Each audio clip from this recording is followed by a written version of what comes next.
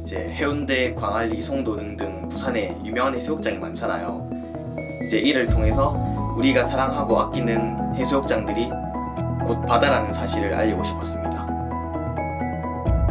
바다가 주체의 대상이 아니라 우리와 함께 살아 숨쉬는 존재라는 것을 알리고 싶었습니다.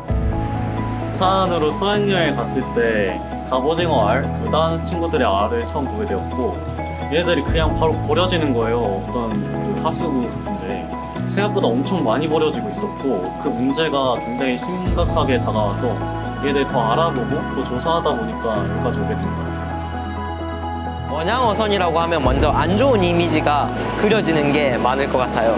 그런 이미지뿐만 아니라 원양어선 선원도 가족이 있고 사랑하는 사람이 있고 이끌어 나가고 싶은 가정이 있는데 그런 이야기를 한번 보여주고 싶었어요.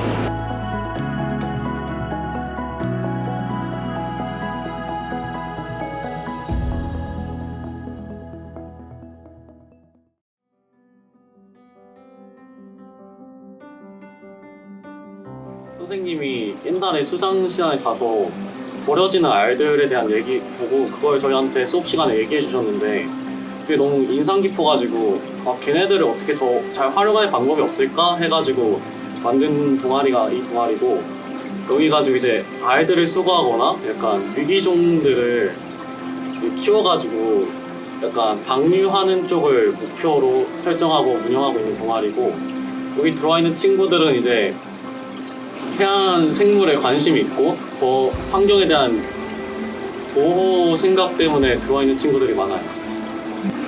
일단 이렇게 큰 상을 받을 줄 몰랐어서 정말 하나도 몰랐거든요. 진짜 말이 안 됐어요. 네, 그래서 다들 진짜 하나도 안 믿다가 너무 얼떨떨해서 일단 제일 좋아했던 게 컸던 것 같고요. 그리고 저희의 상황이나 이제 갑오징어의 문제를 더 알릴 수 있다는 생각에 더 기뻤던 것 같습니다. 공모전에서 궁극적인 목표가 갑오징어의 금어기 설정이랑 갑오징어 방치되는 알을 어떻게 보호하면 좋을까라는 주제로 공모전에 참석했던 것 같아요.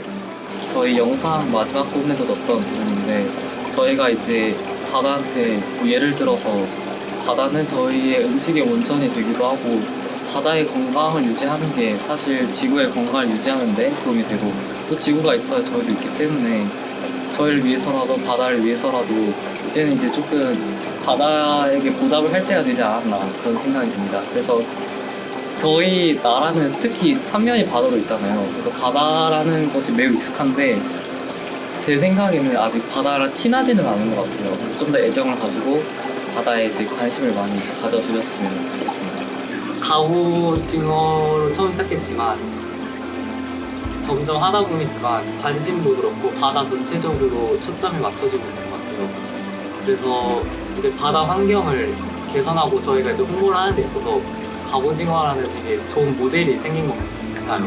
그래서 그 친구와 같이 올해도 바다를 위해서 열심히 일을 해보도록 하겠습니다.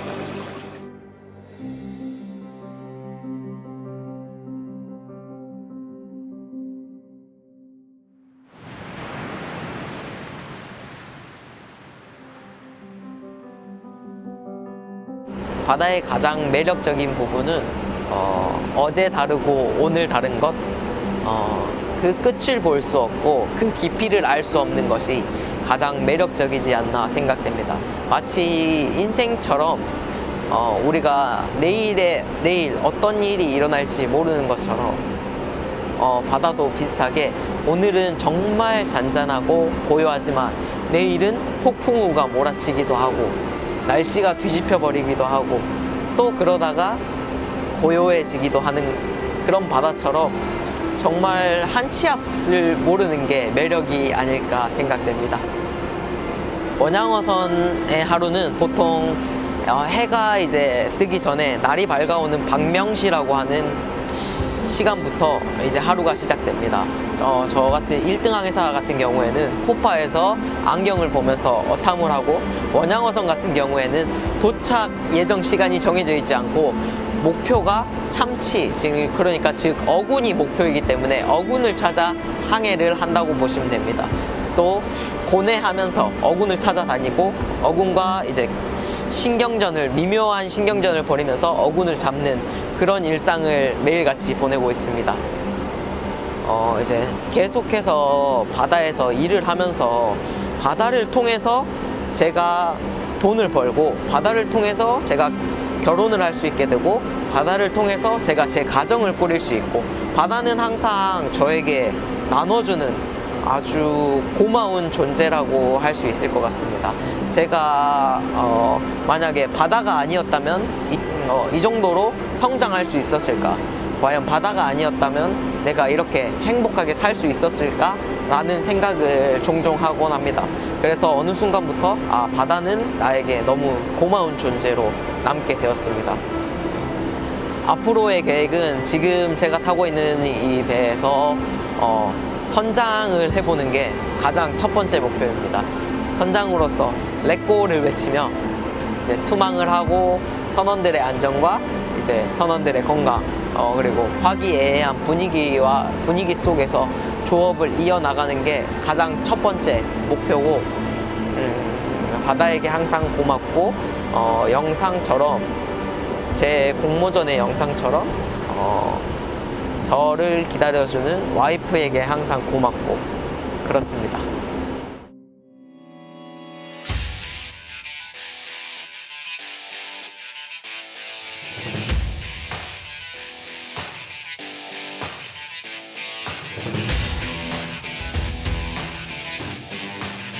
이제 부산 자체가 바다로 유명한 도시이다 보니까 부산에 있는 해수욕장을 하나하나 다룬 영상들이 많은데 왜 전체를 한 번에 다룬 영상은 별로 없을까라고 고민을 해봤고 카카오맵을 통해서 여러 가지 지도를 보고 부산에 있는 해수욕장들을 찾아봤는데 이제 잘 알려지지 않은 해수욕장들이 많더라고요.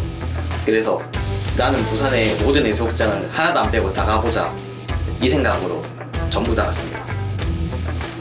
다이브 프론트 플립이라는 기술이 있는데 이제 난간이라든지 아니면 계단 같은 구조물이 있으면은 다이빙을 해서 앞으로 공중돌기를 해서 착지하는 기술이에요. 제가 이제 임랑 해수욕장이라고 부산에서 제일 멀리 떨어진 해수욕장이 있는데 거기에 방문해서 그 난간을 보는 순간 다이브 프론트 플립이라는 기술이 하고 싶어서 30분 동안 그 기술 하나 찍겠다고 구도를 잡고 시뮬레이션을 해보면서 기억이 많이 남았습니다. 저는 새로운 움직임을 만들기 위해 주말마다 바다에 갑니다. 파쿠르가 이제 나 자신을 예술적으로 표현하고 때로는 내가 하기 힘든 도전이라든지 한계를 극복하면서 나아가는 운동이에요. 바다를 보면 항상 무한한 가능성이 펼쳐져 있고 역동적인 움직임을 담고 있잖아요. 그래서 모래사장으로 마음을 놓고 편하게 뛰어내리면서 내가 도전할 수 있는 최대치를 끌어올릴 수 있다는 느낌이 듭니다. 제가 파쿠르를 그만두지 않는 이상 바다는 계속 함께할 것입니다.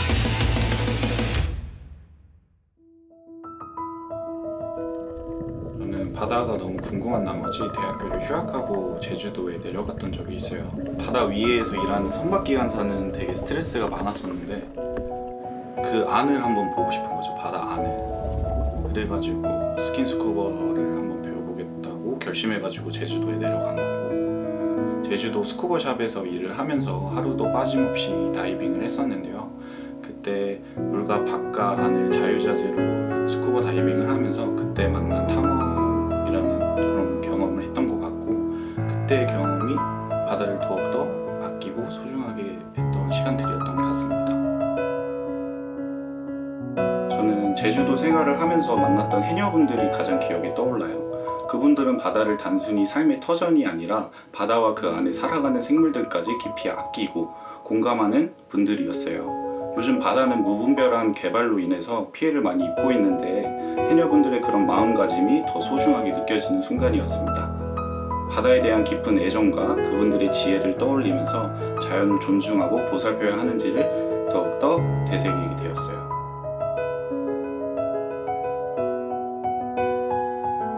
바다는 저에게 안식처인 느낌이 되게 강해요.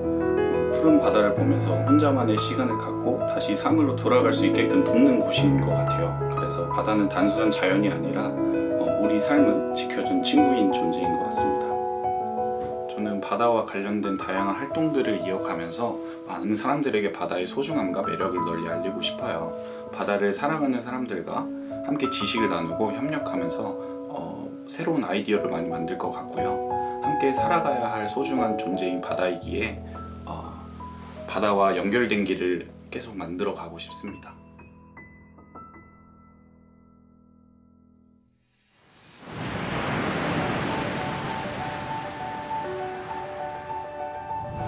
저에게 바다란 완벽한 수족관입니다.